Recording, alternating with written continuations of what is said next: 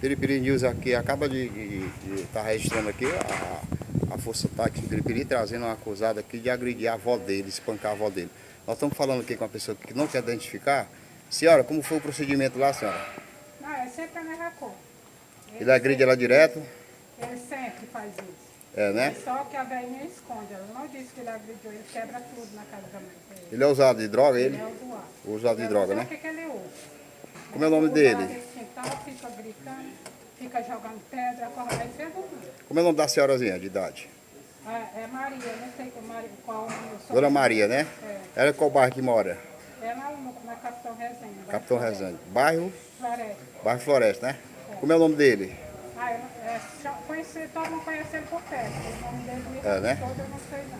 Pois agora nós vamos entrevistar ele ali. A Força Tática acaba de chegar aqui, com esse indivíduo aqui, acusado de agredir a avó dele. Você tem costume de agredir sua avó direto? Você? Não, pega esse papo pra cortar limão, o pessoal tá tomando fora lá.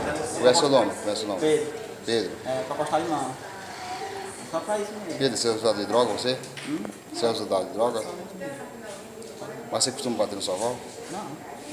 E por que você está aqui hoje? Por que você está aqui hoje? Não, tô